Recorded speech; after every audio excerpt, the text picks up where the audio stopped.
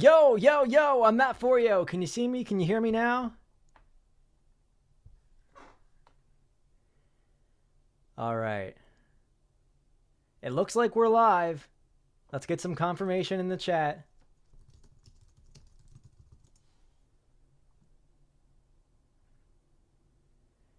Everything says that I'm live. Don't call me crazy.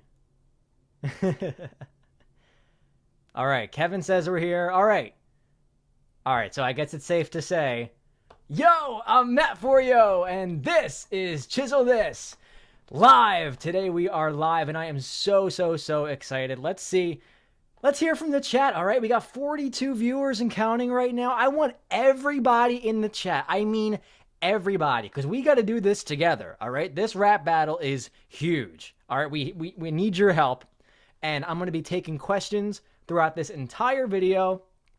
We're going to be doing pretty much all day, you know? I mean, maybe an hour or so, but we're going to be doing Harry Potter versus Luke Skywalker from Epic Rap Battles of History, of course, highly anticipated. This is my first time streaming, so I mean, I did a stream with my album last week, but my first time streaming like Chisel This, so I'm really excited. It looks like our chat looks good. I'm going to adjust this on the screen a little bit. But you can all see each other in the chat. You can see me, of course. You can hear me. And the video is on the screen. And I think that we're going to have a good time today. So I'm going to get started by just letting you know that we're probably going to go for an hour. And I'm going to begin with a little bit of an introduction and a synopsis of what I think about this rap battle. And then we're going to go to your questions. So I definitely want you to ask questions, but I might miss them while I'm reading off of my script. So you get the idea. After I'm finished with the synopsis, I'll be taking a couple questions before we get into the actual video. So let's see. Somebody said that our sound is only in the left channel. So I'm not sure if I can fix that right now, but maybe I can. Let's see. How about now? Does that work? Is that left and right fixed? Maybe now, left and right. Maybe that's fixed. We'll see. We'll see what happens. If it doesn't work later on today, we'll try it again, but hopefully you can deal with it being my first time. So I am going to, yes, so I see a question right there, and this is a great way to start off. Is there any reason why I opted for live streaming as opposed to doing a video? Well, obviously, we're all experiencing very difficult times right now, and my family's going through a difficult time, so I thought that it would be appropriate for me to actually just do this live and do it with you, because I could use your help. Harry Potter and Star Wars are you know, franchises I'm familiar with, but I'm not too in-depth with, so I definitely want your help in getting all of these references in. And, of course, I recently created an album, a new rap album called Evergreen Data Stream, and throughout this episode, I'm going to be giving you sneak previews as if I sponsored it myself. Trust me, that they're paying me the big bucks. But first, I'm just going to jump right in to the video, especially for those who are not watching this live and want me to get on with the show already. I want to describe to you a little bit about what I thought about Harry Potter versus Luke Skywalker. So let me pull up the script, make sure everything is working just right. So, Harry Potter versus Luke Skywalker, Epic Rap Battles of Histories. It's the second LEGO rap battle in the series, and this matchup perhaps deserved the treatment more than any in Epic Rap Battles of past. You know, starting on a surface level, right? Star Wars and Harry Potter are both very conducive to the LEGO universe. You know, they have iterations in both LEGO merchandise and LEGO video games. But when it comes to their universes, right, there is so much lore and so many characters and so many fantastic settings that an in-person battle would not be able to do it justice. And I think everybody pretty much agreed here after reading all the comments in the Epic Rap Battle comment section. So representing both of these universes in a LEGO world really allows for the use of nearly 70 cameo appearances and more than 10 unique locations that are riddled with rich details for the audience to explore. And of course, they decided to give the stop motion animator one of the longest rap battles ever. And the guy's like, oh my God, it's going to take me a year. But Forest Fire really takes this assignment in stride and creates one of the most painstakingly detailed visual auditory experiences that we can find on the internet, in my opinion. The rap battle format and the LEGO format, it works incredibly well for this back and forth communication between the visual and the lyrical context. And if you watch it over and over again, you'll really start to see this. The writers explore many different references to the characters and locations, and they have them perfectly iterated on the screen thanks to the malleable nature of Legos. They have references to Bellatrix and all these different people and Han Solo and whatever, and they would have had to cast somebody to dress up as those characters if it were an in-person battle, and maybe they wouldn't have even made those references knowing the limitations of an in-person video. But the Lego thing, everything's on the table, quite literally, with all these Lego pieces. So where the writers can flesh out context lyrically, the video producers can actually add extra context visually with the background activity and the really subtle references. In a world where internet collaborators can very easily lose themselves in translation, especially if they're not sitting at the same table together, this rap battle never loses track of what its collaborative goal is, and that's to make an immersive experience that represents two beloved franchises at a magnitude that might have intimidated any other creators. And I think they did it really well. So, but on the flip side, right, let's give a little bit of criticism. The sheer scale of this video really does leave room for the question, when is too much? Well, I think that the answer is subjective and really depends on what the goal of the video is, right? I think Potter versus Skywalker has much different intentions than, let's say, Dumbledore versus Gandalf, right? In the latter, you're picking at some lower hanging fruit to make this simple, clean, and short comedic piece. But in this new rap battle, it's really a tribute piece, first and foremost. So what this battle gains in world building and character representation and reference quantity, it loses in that bite-sized slapstick humor that originally characterized epic rap battles of history at its inception. But if any matchup were to take this route, this other devious route, and steer it to perfection, it just had to be Harry Potter versus Luke Skywalker, and they did it so well. So what do you guys think of the original synopsis? We're going to take some questions, of course, before we get into what I think my top 5 lyrics are. So let's hear them in the chat. What's going on with you guys today? Let's see if we can pull up some comments here.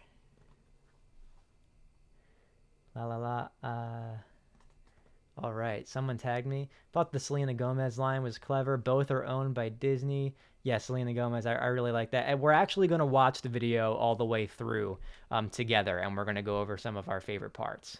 So let's see. Any questions first and foremost? What time is it in America? 8:25.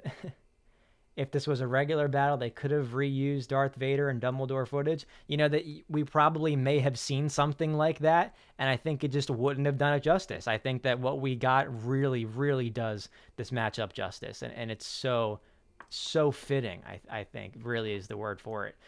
Before we get into our top 5 lyrics, and then we're going to watch the video together, I want to give you guys a quick 30-second preview of one of the new songs on my album. This is called Freak of Nature, and the music video is already on my channel, so check it out. I can't be found on a sunny day. I leave my moody blues with the moon and I run away. I'm Alice Cooper when school is out, or Ferris Bueller smelling tulips just to make the worries fade. Hey, I'm up there flying with the birds of prey, swimming with them vertebrae. Quit my job and sold my house, it's just another working day. Tell humanity I'll see you later. I'm not a nature freak, I'm just a freak of nature. Hey, you never gotta worry about currency. I got enough green for eternity. You're never gonna see me go home. All right, that was fun. I hope you guys get to check that out later. The whole album is actually uploaded on my YouTube channel in full, the whole 36-minute experience. So it's a lot of fun. All right, let me check out the chat and see if we have anything that we need to touch on before we move on into my top 5 lyrics for this video. Let's see. Someone said it's the favorite ERB. Someone asked me who won. I think we're going to answer that question by the time we finish this video. Let's see. Can we spin the hat around? Yes, I got Pikachu. This is from the 20th anniversary of Pokemon, and the 25th is coming up next year. I can't believe I'm already going to be 25. That's so exciting in a way. Do you think they would ever do a rap in CG or 2D traditional animation? Well, they'd have to pay for it, right? So you have to figure what's worth paying for, and I think something like this, the stop-motion Lego battle, is so good. Let's see. The not using Luke's green lightsaber and changing his hair when he is returning the Jedi fit. They actually did, and my friend Kevin pointed this out, they actually break Harry Potter's wand and then they replace it like they did with the Deathly Hallows in this actual video. So there's a lot of really unique references. And let's actually go through my top 5 details right now. That, of course, being one of them when they do replace the wand. Let's see if we can skim through this video, and I'll show you some of my favorites, right? So I'm going to mute the video, and we're just going to move through it a little bit.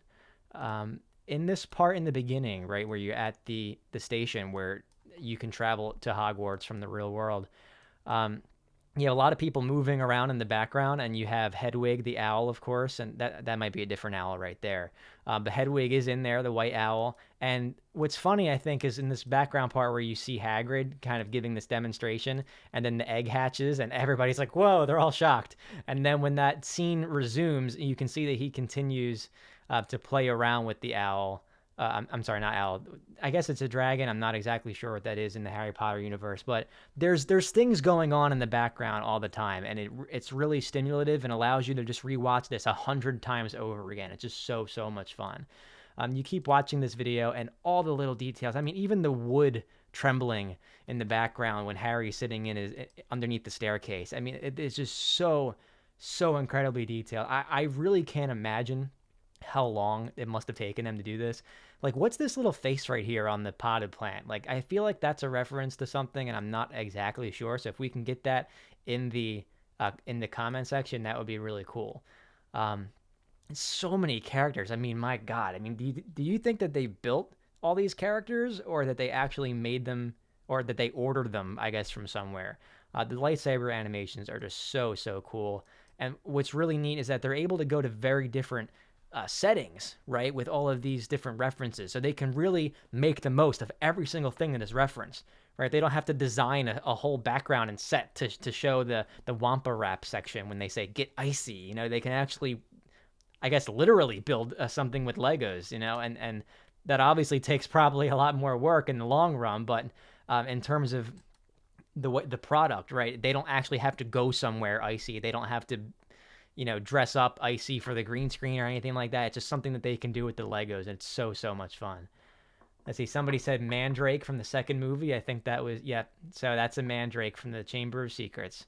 Thank you for correcting all the Harry Potter and the Star Wars lore. I know I have a Harry Potter poster on my wall right here. That's actually been there since I was like 3 years old, so which is really funny. So right here, a lot of great details in this section.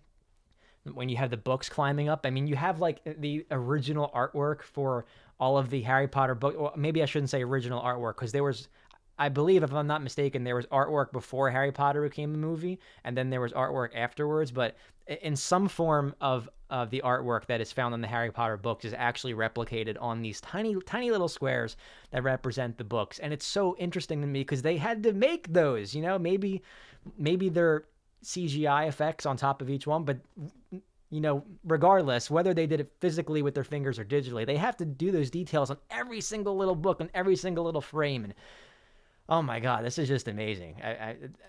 There's not much more I can say. In this part right here where they're at the movie theater, there's actually a lot of references in the now playing section, and they're all movies, I believe, that were airing in the summer of 1999 that was going along with The Phantom Menace, which is one of the movies that they're referencing here when they say split the fan base's feelings about the prequels. So that's it's a really fun reference. Like I said earlier, when the communication chain is really clear, where the lyrics can reference something and the visuals can very specifically reference it because it is the format of Legos. Let's see, you keep going here. I mean, they even make this whole setting just for the J.K. Rowling part. I mean, it's just insane, the amount of work that went into this. It is so insane. I really, you can watch it forever. I mean, I don't think that the whole product is better than Thor versus Zeus. I just think that's a better song. I feel like I find myself singing that more. But, you know, you never know. These rap battles grow on you. I feel like the way that you feel about them the first listen is never the same than you do when you're watching them later. I mean, they have Lego figures floating in a stop motion film. Like, I don't know how they did that. I really don't. I mean, I can imagine, I can pretend, I do not know. There's just no way for me to put it. a lot of blending with the worlds here. You can see that there's Star Wars and Harry Potter imagery with this action flight scene with the brooms, and they mentioned that in the behind the scenes. Something my brother pointed out to me here is that they actually changed the outfits on the Diagon streets to represent what the characters were wearing in that movie, where it's actually referenced. So that's really cool stuff.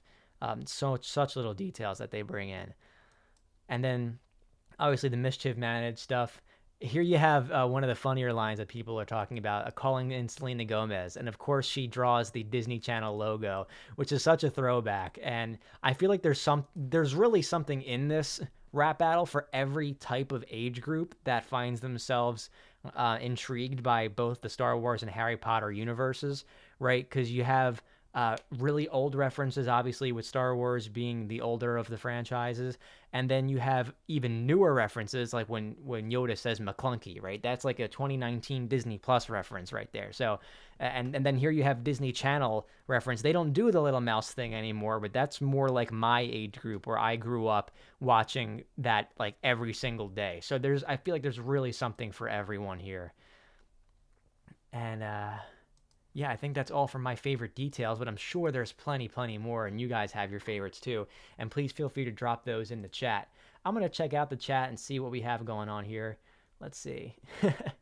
Some people are mad at J.K. Rowling. Well, she created a huge monument to a fictional world, basically out of her brain, made herself a billionaire just off of imagination. I actually don't know how much she's worth, but you get the idea. We have over 100 viewers right now, so I just have to say thank you all so much. That completely blows me away and is about 100.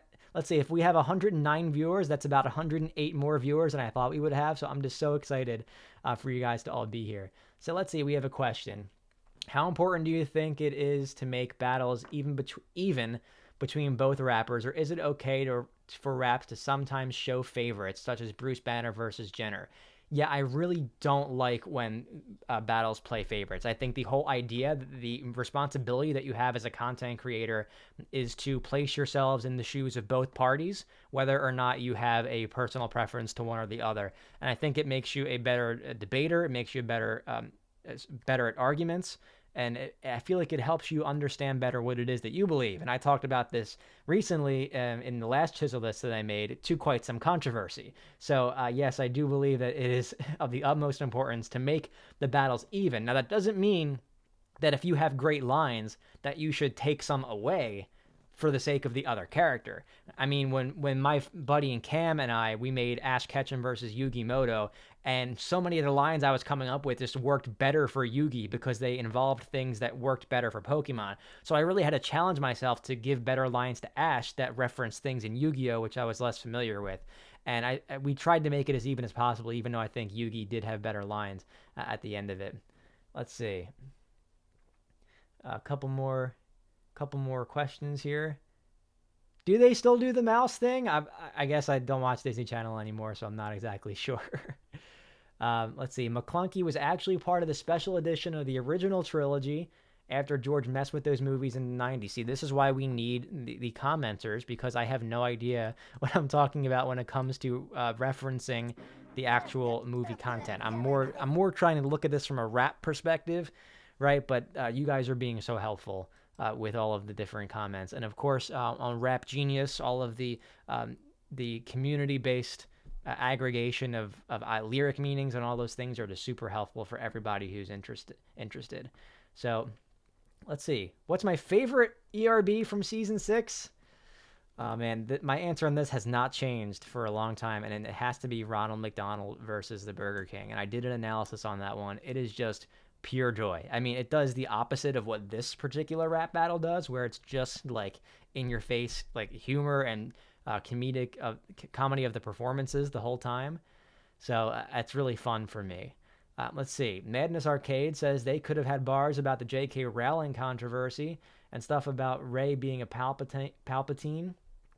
Yeah, I mean, you can reference some things, but it goes to the point of saying, how far do you want to take the context of the battle out of the universe itself, and I think a simple reference to J.K. Rowling in comparison to one of the directors of Star Wars, I think is fair, but I think going further than that is kind of unnecessary and does not do justice to the actual final product. Try to leave the product as it is and leave the creators behind for something that's referential like this.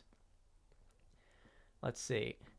How would I review season 6 as a whole? Not the best, but still very solid. And I do have some more feelings about that. Maybe I'll touch on that at the end of this video. So just remind me. Boy in a Band did such a great job. I have to agree that Dave did do a nice showing here. I don't think it was my standout performance or necessarily my favorite, but you have to give him credit. He has a very unique style about him, and I think that even changing a little bit about himself to fit more of what the flow might have been that ERB created for him was a challenge in itself. As we saw in the behind the scenes video, right? Nice Peter was talking about how they requested Dave from Boy in a Band to do a take where he is literally just screaming, right? And that was likely probably to give the performance more dynamic range. So if you're at one level the whole time, it's really not exciting. Even if you're just being yourself and being a normal rapper, there has to be this emotional cadence to the video itself that requires more than just the pacing and the instrumental and the visuals. It has to also be auditory with the performance. So they probably chopped a lot of that up. They probably had more than 2 takes, and they chopped it up probably line by line, if not word by word. Sometimes I chop things up syllable by syllable, and you can't even tell. But the person who does that always remembers where there's a little tiny cut, and it sticks in the back of their head. I can definitely vouch for that. Let's take it to the chat before we move on to our next segment here. Lots and lots of least favorite ERB from season 6. I think it would have to be Jacques Cousteau versus Steve Irwin, just because I feel like Steve Irwin could have been the candidate for a much more clever matchup. I would have loved to see Steve Irwin versus Steve Harvey. I'm just putting it out there. I think that would have been tremendous. Let's see. Yeah, Flow Urban Flow says, you want to make sure you can make it a good line. They most likely had all of these things written down as points, but maybe they didn't add well into the battle. And that was something I definitely wanted to get to, because especially I think it shows itself best in Luke Skywalker's last verse. And I can even scroll to that here on the top above the video on the stream. I can scroll down on the Rap Genius page to that verse. The last verse, the third verse, right? I feel like each of these 2-bar segments are totally independent of the other. It's like they wrote these things, and it kind of became this Frankenstein's monster of lyrics that kind of, are obviously related because of the subject matter, but really are like puzzle pieces that are just next to each other, not necessarily blended together. And I feel like I shouldn't be able to pick them apart. I shouldn't be feeling like, oh, they took that couplet and they took that couplet and they just put them next to each other because the battle was about to end. It's very fragmented in that sense, but nonetheless, still good lines. But I feel like the beginning of the battle really does well in setting the stage and, being very natural with its flow from one point to the other, especially the beginning of the song where Harry Potter says, Accio Mike, let me fire up the wand. So he's talking about fire already, right? And then he goes into my mouth spits hot like incendio flames. You're lukewarm.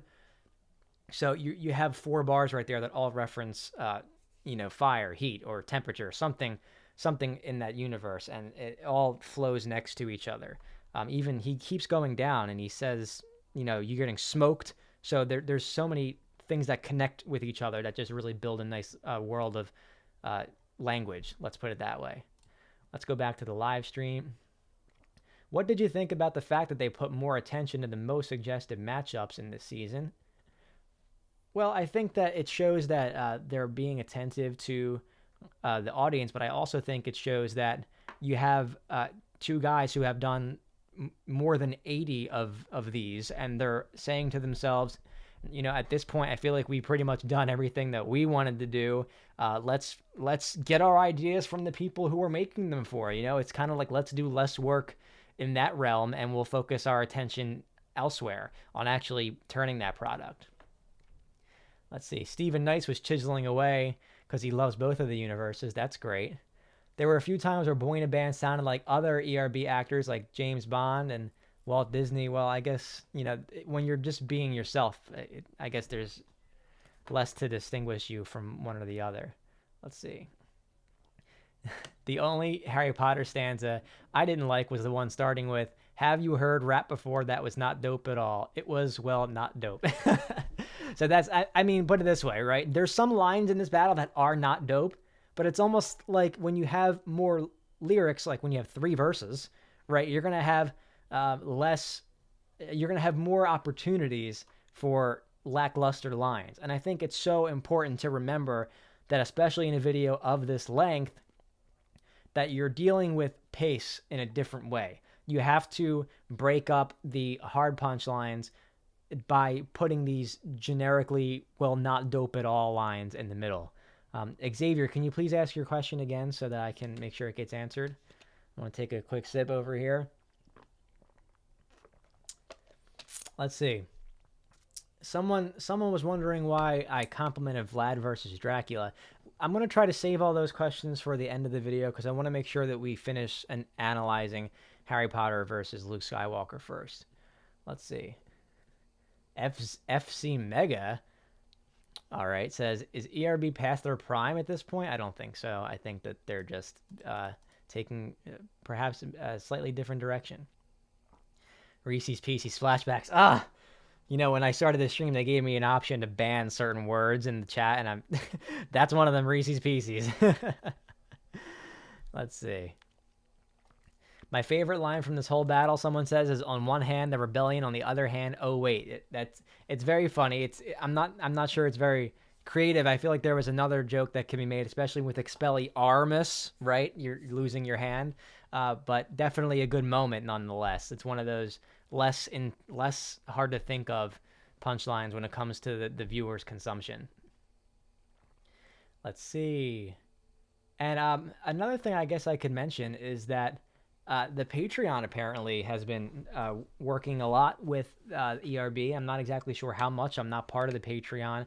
But I heard that it was one of the patrons that created some of the best lines in past rap battles. And even this one, correct me if I'm wrong, but somebody came up with the line that says that he's a magical janitor. And I think that's a great little segue here to go into my top 5 lyrics from this rap battle, and I think we're gonna try to play them for you right now. Let me get my headphones in, and we'll start with that one. So let's find the place in the battle where that one is mentioned, and we'll get it right up.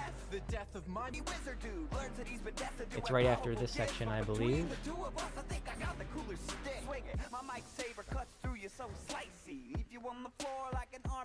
I might have missed it. It might be before this. Oh, here it is.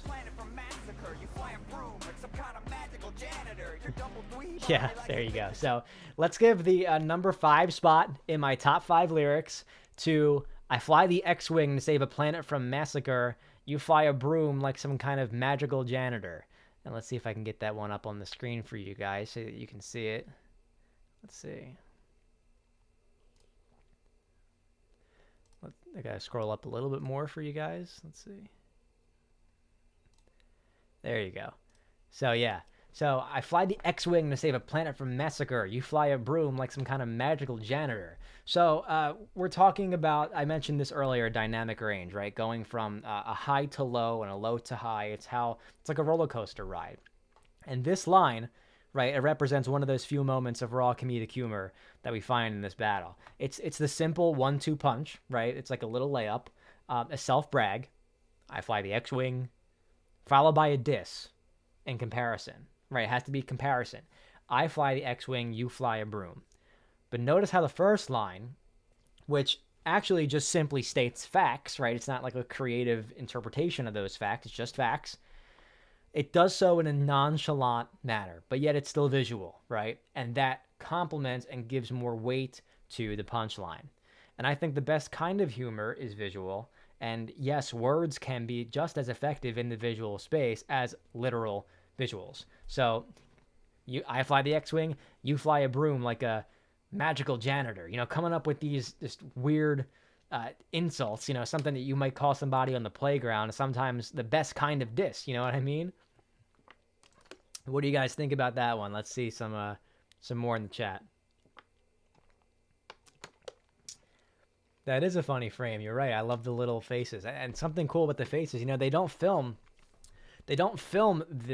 these stop motion videos with the faces on. That's something that they do in post-production, which is insane. I mean, especially when their heads turn, right? Like when Luke is talking to R2-D2, when their heads turn and the mouth is exactly, you know, with the face. That is insane. I don't know how they do it. So that's my number 5 lyric right there, and we're going to move on to number 4. So let's see if I can find it for you in the section. My number 4 lyric is by Luke Skywalker in the first verse, and he says, "Your origin story is mostly stolen from me. You might be Potter, but Harry, I planted your seed." So let me pull that up for you on the video here. I'm a rhyming Jedi like my father before me. Your talking hats should have put you in Gryffindor. Your origin story is mostly stolen from me. You might be Potter, but Harry, I planted your seed. Let's see. All right, I love that line. Love that line. It's not only a diss, but it makes this great overarching argument for why one character is objectively better than the other character. Now, obviously, it's a point that's been made before, the comparison between Harry Potter and Luke Skywalker and their origin stories. But they do this, they reiterate this point very cleverly with the wordplay. And listen to how they build a world using relevant rhetoric, right? I did a whole video about this. Plants, seed, Potter. All 3 of those things work together. And when he says Potter first, it conditions you to get the joke when he says plant your seed. So the language and the order of the language has to come first, even if it seems so simple to do so, and may even be done, you know, subliminally, not really actively by the person who's writing. It just maybe comes naturally. Now, what happens after this, right? Let's talk about the lyrics that come after this part. Raised by relatives in solitude, suddenly gets taken under wing of funky wizard dude. Learns that he's been destined to have powerful gifts, but between the two of us, I think I got the cooler stick. All right, so did I think that it was necessary for those 4 bars of direct comparison to explain the joke that came before with the origin story? No, I didn't think that it was necessary, but the punchline at the end on the 4th bar does it justice, right? Because Luke goes very in-depth in comparing the 2 universes. He's very specific, and he does so in a manner that is only to lead up to a punchline that is as simple as, "I got the cooler stick." That's literally it. Like, he goes through all of those comparisons. He's like, yeah, you can just copy me, do whatever you want to do to rip off of my story, but I got the cooler stick. And we know that there's a double meaning there. So it's really funny, and another great example of dynamic range, taking something that's very specific, very detail-oriented, and almost being critical and serious to an extent. Like, I'm accusing you of copying me, but I know that I'm so good that I'm just going to ignore it because I have the cooler stick. That'll take spot number 4 in my favorite lyrics of this rap battle. Now, not to give all the credit to Luke, but number 3 will also go to him.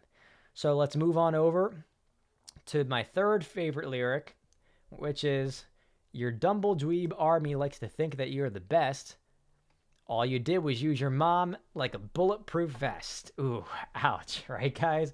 I mean, there was a collective ooh uttered around the world when that line came out, and certainly that was the cause and effect of something planned by the writers there. So let's pull that up in the video here to show you guys that part. Let's fast forward a little bit. I'll start it here. Like some kind of magical janitor. Your double dweeb army likes to think that you're the best. All you did was use your mom like a bulletproof vest. The death of my mother saved the wizarding race. Your mom died of So all you did was use your mom like a bulletproof vest. So very much ouch, right? We all know that's a reference to The Boy Who Lived, right? The origin story of Harry Potter. And like I mentioned with the last line that we talked about, it's a continuation. Right? It's a continuation of when he was talking about the origin story. So the whole verse has a cohesive argument that it's structured around, very much unlike, in my opinion, the last verse, which is a lot of random straggling couplets that they couldn't fit anywhere else, but still wanted to include in the rap battle. So it's a creative diss that is packed into a very mean-spirited argument that undercuts Harry's sense of identity. Harry Potter has obviously accomplished many things, but it all started with him being the chosen one, the boy who lived, right? Speaking of that, why was there no direct reference to Voldemort? Did that make anybody else a little bit upset after the end of this? I mean, it's such a long battle, and I don't even think... Do you even see Voldemort? Maybe I'm missing that. But, Harry Potter was an urban legend of sorts in his community, right? Merely for the fact that something occurred when he was too young to have been responsible for, right? He was an infant. It's not like he did anything other than just be there, be the boy who survived. And when you cut away at that pillar that holds up all of his other accomplishments, they all fall down with it in an argumentative, in a debate atmosphere, right? So it's more effective on that argumentative level than, let's say, making fun of his broom would be. But they serve different purposes, right? One takes a cheap shot at the expense of laughs, while the other goes deep with the goal of subliminally moving the needle when the audience tries to figure out who they think was the objective winner. So that'll be my number 3 lyric. Let's check the chat, make sure I'm not missing anything here from everybody. Let's see, someone said Michelangelo said it was his favorite line. Now, if Michelangelo's saying that, like the Renaissance mastermind, then we know that ERB is on to something good here. Let's see. Max Sandu said, best line in the battle. Some of the writing was less than it could have been, but the good lines make up for it. And like I said earlier, I agree. It's like Generation 5 with Pokemon and the black and white games. They did 156 Pokemon, so there's some great ones, but there's going to be some trash ones too, and that's why it has a very mixed reception. Let's see. Yeah, David, the line about the Horcruxes is correct, and obviously a lot of these lines invoke Voldemort on a subtextual level, right? If you were to take a tangent to find out what that lyric is about, you would arrive at Voldemort, but there's no explicit reference, I don't believe. Fez says the makeup was weird. All the actors look plastic. Yeah, I wish they could help me out with that, because my makeup team is not doing the best job for me right now. Maybe they didn't mention Voldemort because that's part of the canon. You're not supposed to say his name. Like, okay, I get it. That's very clever. I forget what it was, but there was a similar argument in a different rap battle, and I just think, like, that's like a self-imposed rule onto the writers, and I feel like there's a way to do it that's tongue-in-cheek and that doesn't feel like it was accidental, and it wasn't done here. Let's put it that way. Let's see. Could have done something with Tom Riddle. Yeah, obviously riddling, right? I used the word riddle earlier. I was hoping that people would catch up on that. Let's see. All right, we're going to move on to the number 2 favorite lyric in this battle. And I know I've been favoring Luke Skywalker a lot in this top 5, but I'm finally going to give some love to Harry. And a very, very simple line, but I think it's one that's worth congratulating for just how clever it is. And that line would be, your acting's flat and your raps R2-D2. I mean, did they write that line for me? Come on. I mean, like, grammar lover here. Like, let's try to pick this up in the video. Let's grab it. Let it play for a second.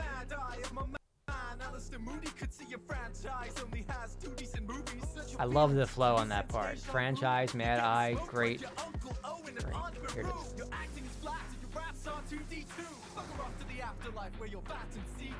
So your raps R2-D2. Now, for anyone who didn't get it, R2-D2, obviously a character from Star Wars. It's just so clever. They changed every letter and number in R2-D2. It's a perfect abuse of the English language, in my opinion. Very much gets my seal of approval. Seeing as you have to specifically arrange the sentence to move all that grammar in place, to make all those letters fit next to each other. It's very reminiscent of what I do when I make like puns in a rap and stuff, and the palindromes, like you're very restricted in the realm of what can be said in what order. So good, so good. It also makes a good argument that pokes holes in the fan base for Star Wars, right? He says, bugger off to the afterlife where you're fat and see-through, your acting is flat, right? I'm sure there are conflicting thoughts about the acting and direction of Luke's character as the series progressed, right? Any Star Wars fans can attest to that in the comments. It's a very simple call to controversy by Harry Potter that gets the audience riled up depending on their personal feelings about the matter. Maybe you think that Luke is a good actor through and through, and his raps are not 2D, they're 3D. They're very, very well fleshed out. And then you side with Luke Skywalker, or maybe you side with Harry because you say, yeah, Luke was good in the first few movies, and then what they did with his character, like, sinful, right? And they mentioned that with the trash compactor line in this rap battle too. So it's a direct diss, but the interpretation is open-ended and allows the viewer to make up their own personal connection. And it's a really unique thing to be able to do in writing, to be able to allow the viewer to make their own judgment and arrive at their own conclusion rather than you telling them exactly what to think. Even though the line is very direct, it's one of those things that just calls up the controversy that allows people to interpret it whichever way they like. So let's see. Michelangelo said, the only thing that saddens me about the Genius R2-D2 line is that the follow-up is very weak. So let's see, what's exactly the follow-up? Bugger off to the afterlife where you're fat and see-through. Yeah, so there's a great example of a nice question to ask yourself in the writing process, right? If you have this great piece, right, the R2-D2, your raps R2-D2, it's a very great piece of the puzzle. Where do you want to put it?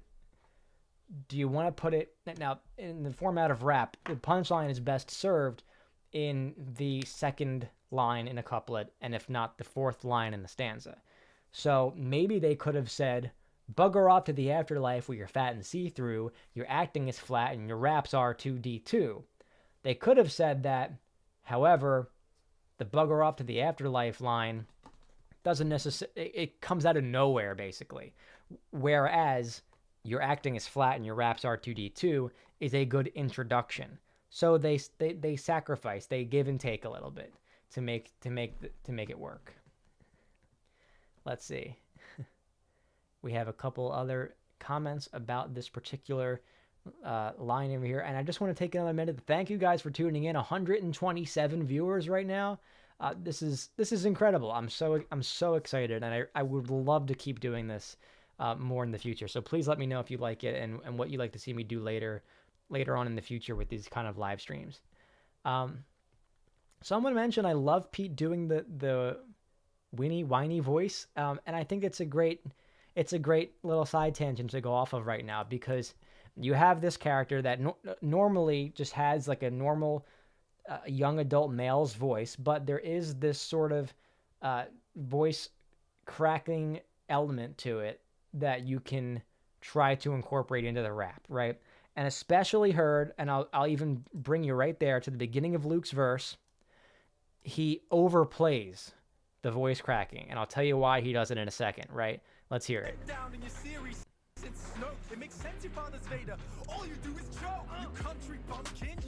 Alright, it's gonna come after this Harry line. I'll leave you like a Horcrux, split up and destroyed. I don't know who made you shoot first, but that missed. If I was you, I'd have a bad feeling about this. So as you can see, that line is particularly the one where Peter does the most impersonating in his voice. He also does it really well in Dumbledweeb, and he kind of voice cracks, but he upplays the voice impersonation at the very beginning so that he can set the mood for that character, right? Like if you watch the Austin Powers Chisel This that I made, I said the same exact thing. Sets the mood, and then he stops doing it as much to just focus on making the performance entertaining. And sometimes you have to do that if the speech impediment is getting in the way of an actual enjoyable piece of content. Going back to the chat for just a second, let's see. I had something I wanted to answer here. Casno said, Mateo, you are my Spotify most listened to artist of 2020. Thank you for helping me get through it all. Well, I'll tell you what, for someone who listens to music to get through it myself, I'm so elated to hear that somebody feels that way about me, and I hope you enjoyed my latest album, Evergreen Data Scream. So, let's see. A couple more comments here.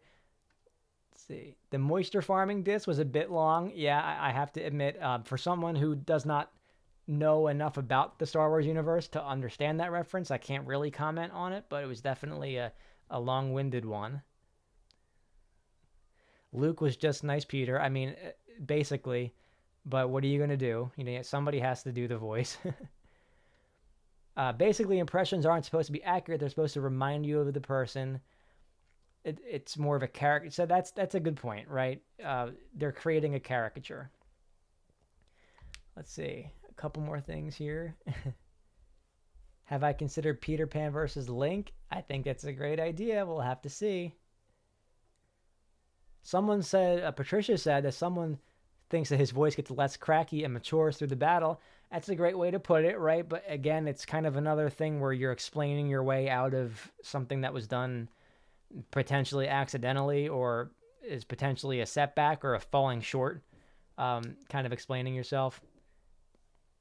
Matt Forio or Matt Teo, they're both my names. You can call me whatever, Nathan. Okay, so let's move on to, so that was our number 2 best lyric, right? And we're going to get to the number 1 best lyric, in my opinion. But first, I have to invite you to listen to a word from today's sponsor, who is me. I'm paying a lot of money to myself to give you a sneak preview of my new album.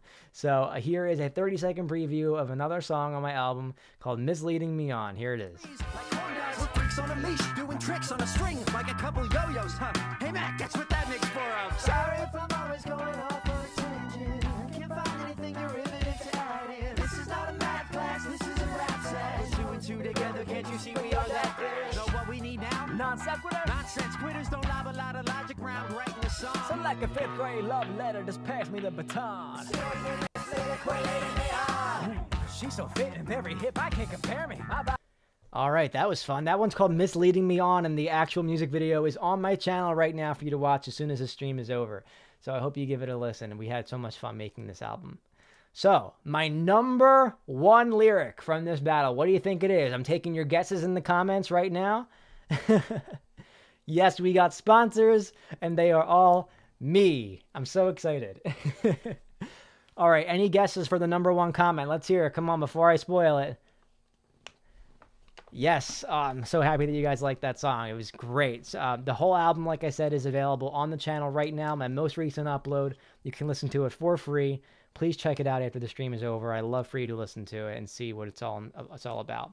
All right, let's get your guesses for the top lyric from Luke Skywalker versus Harry Potter as I take another sip of my water.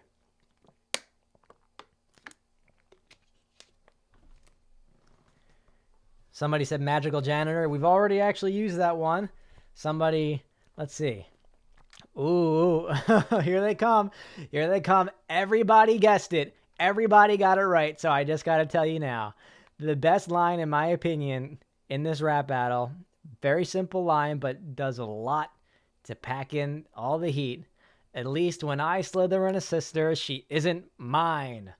Yes, so let me pull that one up for you so that you guys can hear it and remember what that one sounded like.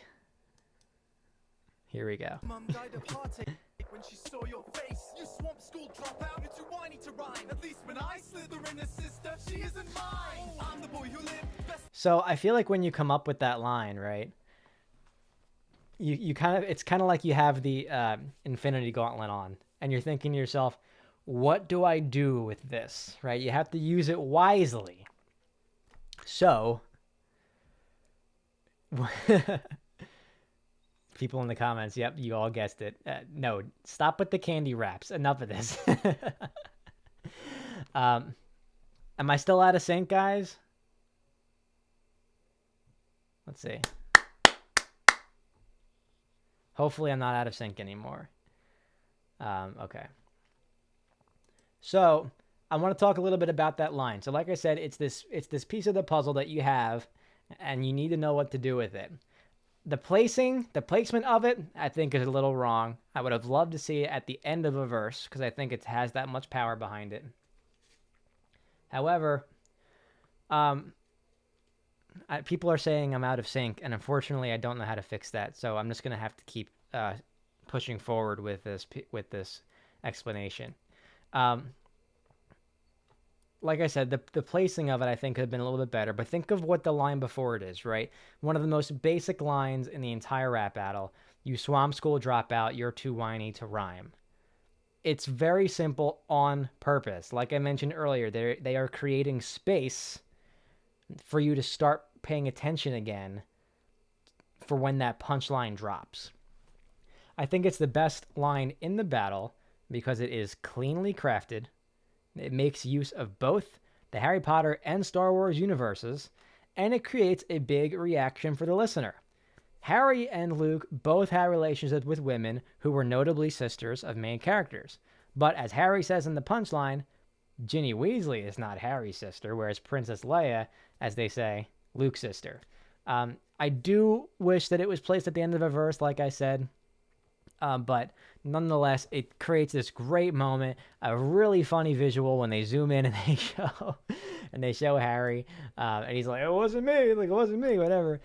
Such a great line, and I'm excited to see that all of you guessed it because, I feel like it did what it was supposed to do. So we have been going on for 50 minutes now, and I would love to take some of your questions now that we have basically gone through all of what I want to talk about with the rap battle, and we've played some of my favorite parts. I want to get any questions about this particular rap battle or even about Season 6 of Epic Rap Battles of History in the next 10 minutes before we end the stream. All right. A lot of symbolism to show the snake slithering out of Slytherin. Very nice. Yes, so Slytherin obviously is a great joke. Rolling in cash versus compacting the trash. Great imagery there. As you saw, they actually literally did those things in the video. So, I mean, you wouldn't have seen a dump truck pouring out dollar bills on the J.K. Rowling in front of her mansion if this was done in person. So, like I said, the Lego completely opens up this entire battle in terms of the visual opportunities. Can I try resetting the camera? Am I still out of sync? Let's try it. Let's just see what happens.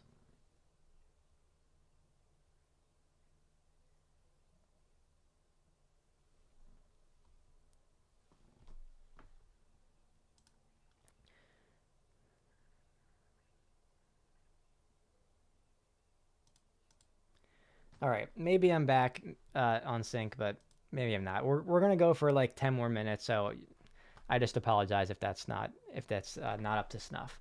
So let's see. We have some more questions. Reese's Pieces. I'm gonna have to ban it next time. It's gonna have to be banned. No, I'm a free speech purist, so I'm not gonna ban anything. But I just think it's funny that we're gonna have to incorporate Reese's Pieces into the streams in the future. It's gonna have to be like a magic word. There's gonna have to be some kind of thing that pops up on the screen every time somebody says it. Let's see. A matchup I wish they would do. I always wanted them to do Harry Potter, and I always thought, what would it be like if I played Harry Potter? Not considering the time I played it like 8 years ago, but and they did it here and they did it perfectly. So that was fine by me. Let's see. My least favorite ERB. Oh, do I have to spoil it? I've gone a long time not telling you guys what it is. And maybe it's worth its own video, but I'll give you a hint. I think that they should not have gone about the idea of saying, you get a rap battle, you get a rap battle, you get a rap battle. How about that? Let's see. Can we appreciate the tweaks to the background music? Yes. So sound design is such an important element of any piece of media, but especially here when they're adding and removing elements to the instrumental, not only to change the pace of the battle itself, but also to reflect and represent the musical themes surrounding each character. So that is very well done here. And like I said, it's another place where there's communication back and forth. So maybe the ERB guys, they get the video back and they realize that this moment, the way that they zoomed in on the face, it would be so great if we cut out the drums in that moment to emphasize the zoom in. And that would be, that's a great example of just working back and forth as a collaboration. So let's see. Is Lecter versus Jack the Ripper still my favorite? I'm not sure. I think that it's still one of the best, but I'm not sure. Am I going to go back and do the other ERBs this season? I don't think so, but I think that we could very certainly do a live stream that discusses all of Season 6 as a whole, and we can kind of play through all of them and talk about our favorites. If you guys would like to see that, please let me know. We can definitely do that again sometime. Let's see. Couple more questions here. I know somebody asked me what I thought about Season 6 overall earlier, and I want to make sure I get to that. Like I mentioned earlier, there's this concept of let the audience decide what to do, and then we'll take it from here. But I think that it was lacking in the realm of unique matchups that can only happen in ERB, right? I feel like there's an opportunity for any media to compare, let's say, Pennywise and the Joker. There is a lot of media that can compare Jacques Cousteau versus Steve Irwin. There is not a lot of media that compares Napoleon Dynamite and Napoleon Bonaparte. And that's where ERB is so special. So I would love to see something, like I said earlier, Steve Irwin versus Steve Harvey. And they kind of did this with Wonder Woman and Stevie Wonder. I'm not sure it came out as well as ones in the past, but I feel like there is just so much like wow factor to be had when they do a matchup that's unexpected rather than one that is expected. Now, on the other hand, Ronald McDonald versus Burger King, I think, is so perfect because it's just one of those things that is an argument in real life and just has to be settled on the rap stage, you know, and they do it so well, and I love that. Let's see, a couple more questions here. I did not analyze Joker versus Pennywise, but I will say that I think that the production value is stellar, but I was very turned off by just how many people and names that they reference in that battle. I would love to see an anime-style rap battle, Steven, but I think we should try to save some of that for us over at video game rap battles. All right. Let's see. Who won the battle? Oh, great question, Crystal. I realized I promised I would answer that question earlier, and I hadn't yet. Oh, this is tough. I know I gave more lyrics in the top 5 to Luke, but I personally want to say that I think Harry did it better, even though Luke has a better argument because he came first, you know? I think I liked Harry's performance and his references and the visuals better than Luke Skywalker's. And maybe that's because I'm more familiar with Harry Potter. Not exactly sure. What's another matchup I wish they would... another matchup, you know, I don't know off the top of my head. Maybe I can come up with a whole list in the future. What do I think would be a good sequel battle? I would love to see Justin Bieber versus Beethoven too, because obviously some of those earlier rap battles don't really exploit their full potential. And the guy who plays Justin Bieber is still active on YouTube, so I don't know where he's been. I was waiting for him to play Jack Sparrow for the longest time. My favorite VGRB, of course, it's Red versus Gold, where Cam and I did that together in person. It was so much fun. All right, guys, I'm gonna give you a final thoughts and final questions just before we wrap up this video. But first, I want to give you one final sneak peek of my brand new album. And like I said, it's on my channel right now. You can listen to the whole thing for free. Sunrise Curry, thank you so much. You keep doing you. In just a second, you're going to get a full preview of all the 9 tracks on Evergreen Data Stream, and here it is. I can't be found on a sunny day. I leave my moody blues with the moon and I run away. I'm Alice Cooper when school is out, or Ferris Bueller smelling tulips just to make the worries fade. Sorry if I'm always going off on a tangent. Can't find anything you're riveted to add in. This is not a math class, this is a rap set. We're the new kids on the block, spitting pop rocks, thinking outside the box like it's hopscotch, sipping JavaScript like hot chocolate. Just put the cartridge in and hit start. Logic is not common. I might be the anomaly that finally pulled society from out of the dark. Cause I'm a my black sheep with scars so scarlet. You'll know which pedal to push. Whoa. That's a code yellow. Take it easy, little man, move it slow, fellow. Just because the light's green doesn't mean you should go telling all the city kids to grow up. Somehow I couldn't see clearer than they were fearing is the man in the mirror. Slow, go, walk, slow, peace. Let's have another round on me. I never thought I'd see you again, strutting in with that indigo dress, baby. If only anyone came to remember her. All I know is her first name and moniker. Underneath her lifespan reads two simple words: wildlife photographer. Who makes the best gravy? My mother. My mother. My mother. Who makes the best gravy? My mother.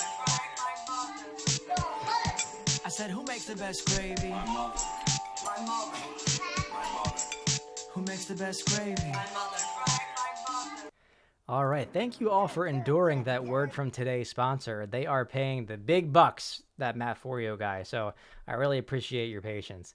I'm going to take some final questions here before we wrap up. You know, we're getting so many questions about ERB Season 6. I think it just warrants a whole other live stream, you know? I think we're going to have to come back maybe next week or the week after and talk about all the rap battles that I missed. Starting with the comedians rap battle, and I forget what the one before, I think going up to Thanos and Robert Oppenheimer. So we're going to have to go back to that one.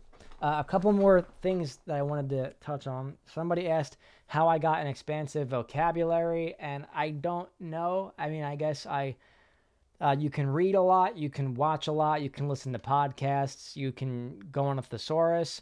I think by writing, you naturally find out a lot of new words because you're looking for new things that rhyme and things like that, and you discover new words. So, who would have been the Abe Lincoln of this battle? That's a great question. I'm not 100% sure. What do you guys think? Who could have been the third character in Luke Skywalker versus Harry Potter? The first person that comes to mind, like, I don't think Percy Jackson is good enough to fill that slot. I mean, are we thinking like a magician or... I'm not exactly sure. What do you guys think? In the meantime, I'll try to look at some other questions. Fez says, lo-fi hip-hop beats to Chisel too. Oh, that's so funny. Fortnite's dopest dancer. Get out of here, Thanos! Let's see. Katniss Everdeen. I like that. That would have been cool. But I don't think that this battle really deserved a third character. I think it's perfect with just the two of them the way that it is. But Katniss Everdeen is a great pick. Let's see. Oh, the Boss Muffin, the gravy is... You're going to have to come over and try it. But for now, you can just watch it on Lo-Fi and Gravy, which the music video will come out on Christmas. So we'll have a little Christmas gravy gift for you guys. Christmas morning, which is this Friday. Frodo Baggins is another great idea with all the Lord of the Rings connections. Yes. I know, Patricia. I'm sorry we're out of sync. I think it's just because we went so long, and I think that's going to be a great time to end the stream and find out what went wrong there so it doesn't happen again. But thank you all so much for tuning in. We kept around 100 viewers for this whole hour, and that blows me away. I am so very excited to keep doing more of these with you, so I hope that you will stay tuned. For now, if you're looking to cool off the rest of the night, like I said, my album is on my channel. You can listen to it for free.